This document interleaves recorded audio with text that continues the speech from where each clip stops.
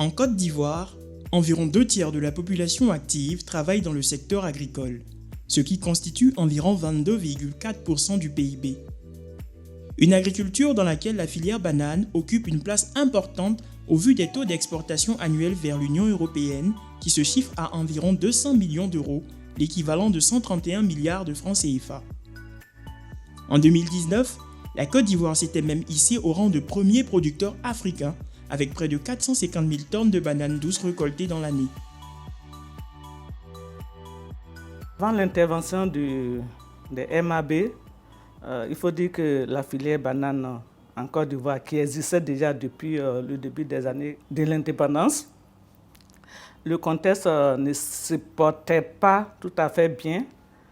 Il faut dire que on était à 5 000 hectares de bananes, mais sur le marché international, parce que toute la production, la quasi-totalité de la production est exportée vers le marché européen.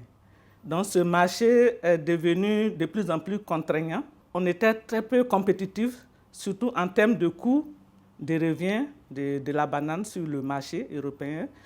Les autres pays, comme les pays latino-américains, étaient plus compétitifs que nous à cause des coûts de production.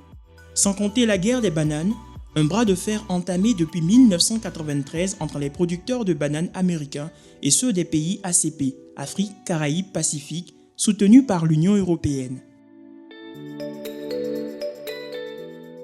Suite à un accord entre les États-Unis et l'Union européenne, dans le cadre de l'Organisation mondiale du commerce en fin 2010, des mesures ont été prises par l'Union européenne afin de soutenir les producteurs africains. La filière banane, il faut dire d'abord, c'est une filière vraiment importante pour la Côte d'Ivoire, mais aussi pour l'Union européenne. Ça représente presque 5% du PIB de la Côte d'Ivoire. Et la production qui aujourd'hui est arrivée à plus que 450 000 tonnes est pratiquement dans sa totalité, à 80-85%, achetée par l'Union européenne. En Côte d'Ivoire, ces mesures d'accompagnement banane, dites MAB, ont été mises en œuvre au travers d'une convention de financement établie le 11 juin 2013. Ces accompagnements ont profité aux grands exploitants que sont les sociétés Jean Aiglin, SCB, SAKJ, Wanita, mais également aux petits planteurs tels que le domaine de Sali et ont favorisé l'installation de 20 nouveaux planteurs.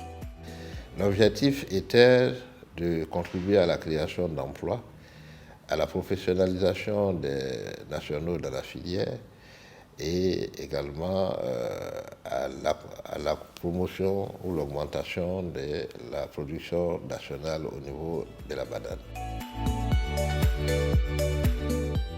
Prévue sur une durée de 60 mois, cette convention avait 6 objectifs.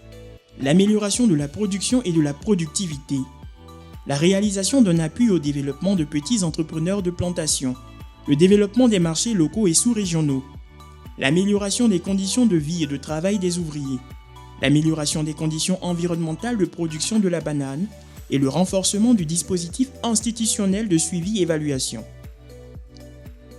Afin de réduire le prix des bananes ivoiriennes à l'exportation de 16%, l'Union européenne a réalisé d'importants investissements en vue de moderniser les outils de production des grands exploitants. Dans le cadre des MAB, la plantation a bénéficié de plusieurs projets, dont la reconversion de notre irrigation. Donc nous sommes passés d'un système de sur-frondaison à un système sous-frondaison qui est beaucoup plus efficace et moins gourmand en eau. En plus de cela, la mise en œuvre de nouvelles superficies et des activités de formation continue ont été financées dans le but d'accroître la productivité des sociétés. Une volonté d'expansion des surfaces cultivées dont les petits entrepreneurs ruraux sont remplis. Nous envisageons l'extension de nos surfaces sans lesquelles nous sommes condamnés à disparaître. Or que nous ne voulons pas disparaître. Donc nous sommes déjà à la recherche des terrains qui vont nous permettre de faciliter notre politique de mise en jachère des terres, des surfaces ici qui ne seraient plus productrices et qu'il faut avoir ailleurs en attendant que ces sols se reposent. La filière banane n'étant pas tenue que par les grandes exploitations, ces petits entrepreneurs se sont vus accompagnés à travers le projet OPAV. Les OPAV en fait concernent l'axe 2, donc c'est tout le projet dans son entièreté qui est sous la coupole des MAB. Donc c'est la mise en place des blocs villageois, c'est la mise en place des 10 planteurs, la création de la coopérative, avec des objectifs de production, de main-d'œuvre, donc d'emplois directs créés. Donc c'était un objectif de 250 emplois directs. On a 257 personnes aujourd'hui sur ce site, sans compter les 10 planteurs. La banane, qui est souvent faite dans des grandes plantations ici, a aussi attiré la jeunesse.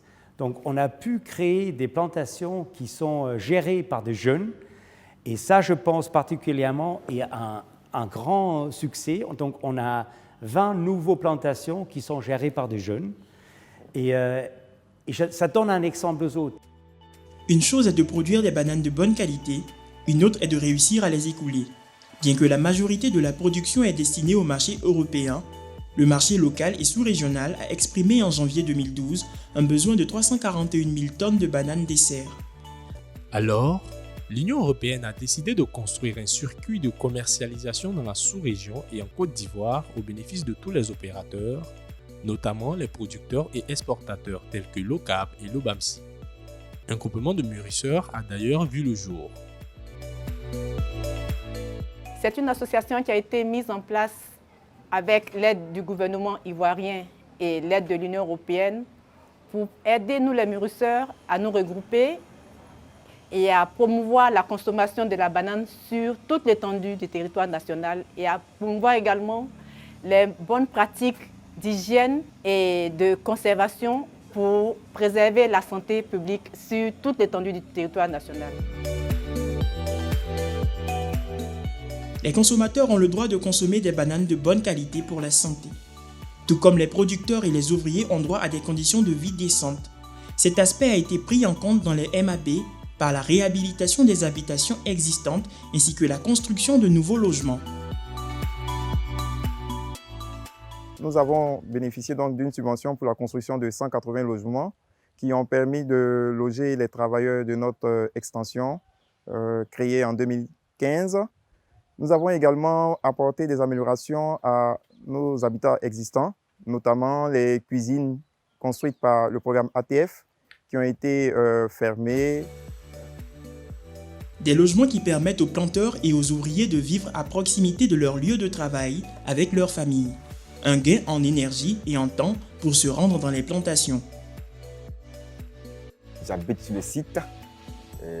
L'Union européenne a construit des maisons pour nous, mais ces maisons sont des studios.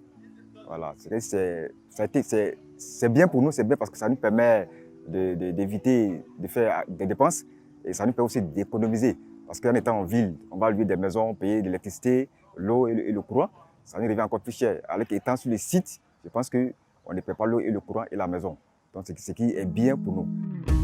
Cette politique d'amélioration de l'environnement des ouvriers et des planteurs a également été mise en œuvre dans les plantations de bananes. Aujourd'hui, les tâches effectuées par les travailleurs sont moins pénibles en raison du respect strict des certifications en vigueur. Avant, il y a des travaux qu'on faisait à la main. Et après le passage des manœuvres, le rendement, la qualité, c'était pas trop ça. Mais avec les mini-pelles, on arrive à faire le drainage, on arrive à faire la décompassion, ce qui permet de récupérer des zones où les bananes ne se portaient plus bien. Et actuellement, après le passage de ces mini-pelles, on a des bananiers qui se portent bien, on arrive à drainer ces parcelles. Et en tout cas, je peux dire que c'est un ouf de soulagement pour nous.